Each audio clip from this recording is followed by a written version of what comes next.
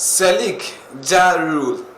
yenye America actor asilenye pamodang do katantina la egbe ya jo wanaome enye mienovi nate agboyome Peter le Ewenyigba TV Nyadzɔdzɔwo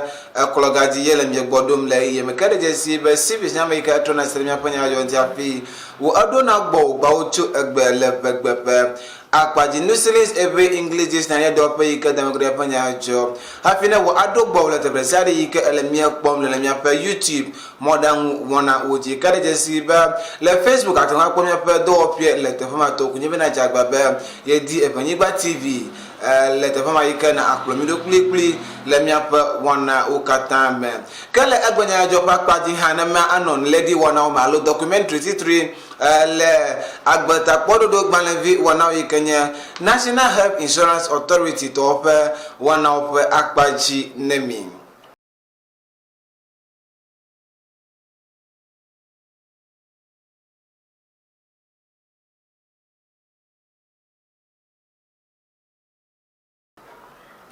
Miapa no kwalo gbada si ga mi hokochu nusilis every English dictionary do pie gbo kana mi no gagam dem National Health Insurance Authority kanele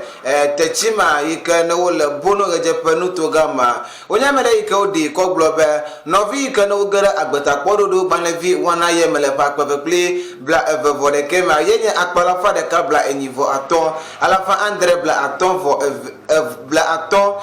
vo aton maga gloma awe na wakem akpala fa de kabla enivo aton alafa andre bla aton vo aton yenye 185,753 wonya membership ikana ugara agbata kpodo banle wana omer alo ugara scheme le 2021 va ikana kwese kwa 2020 yenye akbe alafa de kabla adem vo enyim alafa evebla sheke vo de kele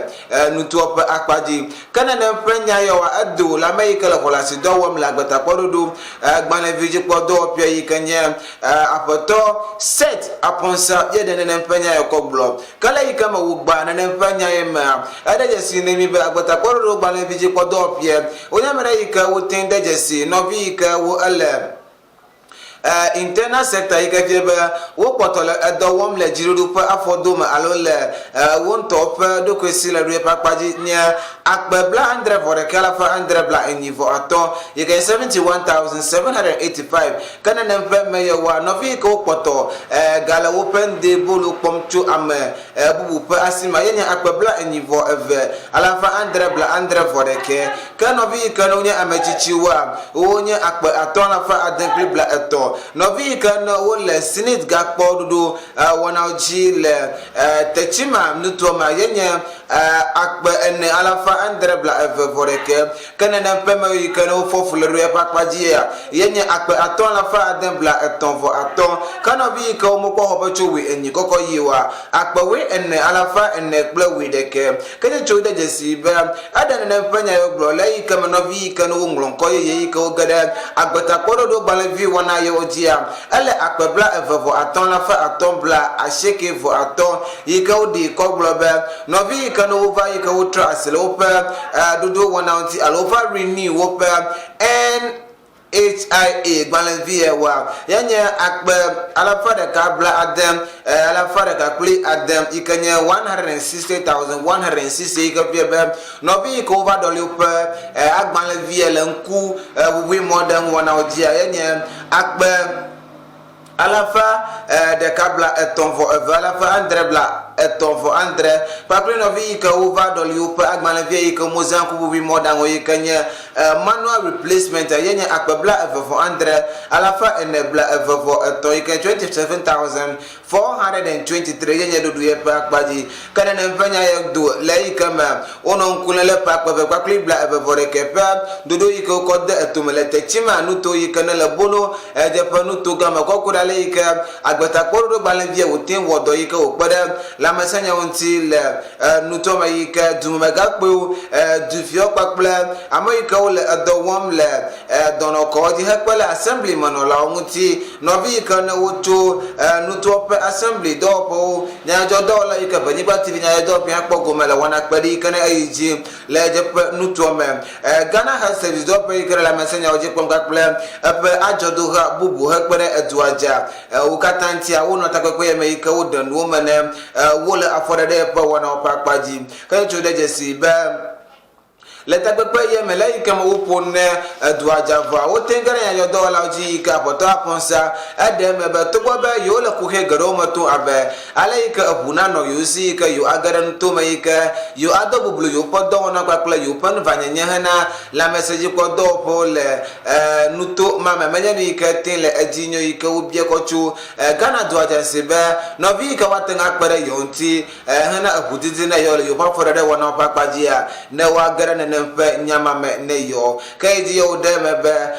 ku ɖe yewo ƒe nuvevia wɔnawo ŋutia yekpɔtɔ afia nu kɔkɔ ɖe ale yike na gbugbɔ aregister woƒe sim card ɖoɖo wɔnawo le agbatakpɔɖoɖo gbalẽvi zaza ƒe ɣeyiɣi me le yike me adzagba be yezem kɔkpe ɖe yeƒe agbalẽvi bubu ŋuti yike ate ŋu akɔ mɔmɔ ne kpakple ade ŋu akɔ de kɔdzi dedie le ɖoɖo yeƒe akpadzi ke wo dzi yewo ɖe me be yewo akpɔtɔ agama fifia kɔku ɖe vivinyenye yike ne le agbatakpɔɖoɖo gbalẽvi yike nye National Health Insurance Card yesi kple su be woate ŋu akpe ɖe ŋutio yike wo atso ŋutsutsu akɔ na yewo ƒe Information Service Department ISD dɔwɔƒe yike axɔ ŋuleɖi wɔnawo le ŋkuʋuʋui mɔɖaŋuwo dzi nenye be taflatse nyatsɔ ɖe ameŋu aɖe dzɔ kpata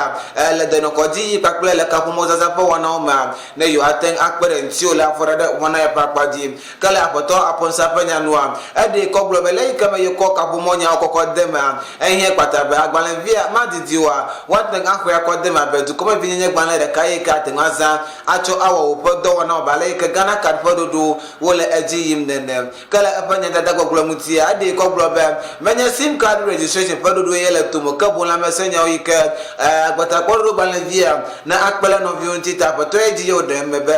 le yewo ƒe ɖoɖo wɔnawo ŋutia yewo afia nu duadza kple su be agbalẽvia nanɔ wo si le woƒe mɔzɔzɔ le sukudede kpakple edɔwɔnawo me le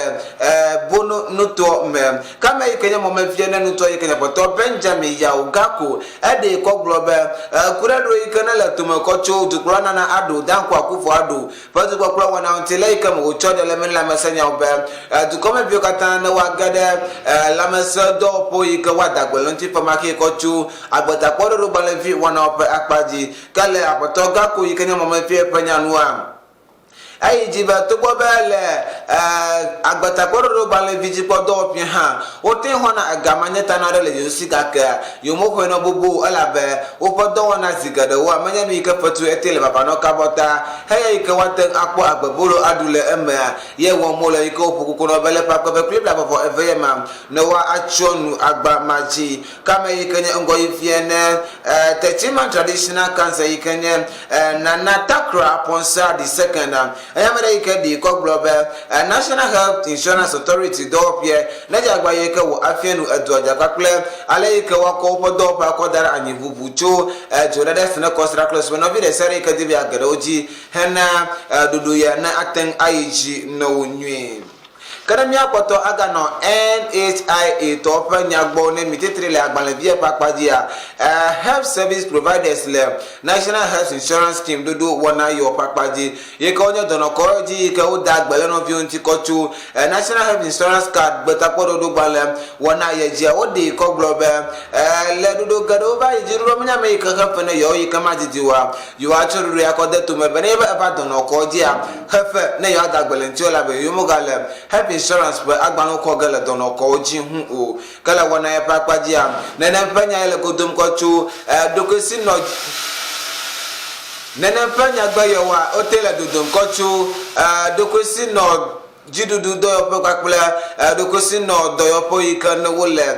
Ghana dukɔme godo yike fie be le ɖokoesinɔ dziɖuɖu dɔwɔƒe ƒe akpadzia efie be le dɔnɔkɔ yewo dzia wote dze agba yike wowɔ kadodo kpakple dziɖuɖuɔ le woƒe afɔɖeɖe ɖeka eve woƒe akpadzi kple su be le metsonu ɖe sia ɖe yike ne ado le dɔnɔkɔ ye dzia dziɖuɖu ekpɔna gome le me kpakple ame ɖekeɖekewoa wokpɔna gome le me hekpe ɖe ɖokoesinɔ dɔyɔƒe yike wonye ame ŋutɔwo ƒe tɔ le Ghana dukɔ me woɖi kɔ gblɔ be madidi wa yewo tsɔ yeƒe do no akwada yike yo abie kochu do no koji do la kata sile yo pa bo bebe nene nempe do la lade alo amade va do no koji kle sube wo akpola mesenya wa na wa ko galase afi wa dagbele no vi mamuti kle rure papa jia ameyi kenye ngono la ne habobo yikenya poto Samuel bochi danko e de ko globe cho abejinu andra le papa be pila for the kema aga yikene yo ko la faja yikunye bla eton yikadi ko fi be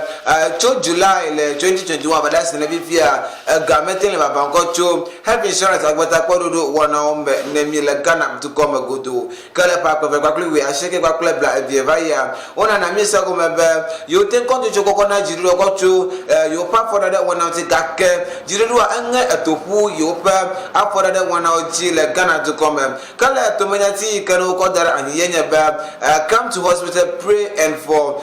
your medical service. Never ever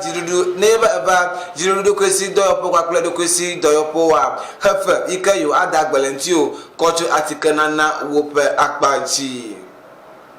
Miapa nukwala ngeyi mwale kemi acho miapa lady wana ole National Health Insurance Authority paklo pak batakoro balevi wana oji ako asede yenye ekie daje sibe nyama ike etrona sele miapa Nyadzɔdzɔwo fi uduna gbo letebresade ike nele ke enye nate agboyo mapita ye enozime Nyadzɔdzɔwo letebresade ike nele sele jaru le nyama ike etro asele nyepa moda ngukatantina le egbe Nyadzɔdzɔwo pakpaji akpene mi le miapa turudu lata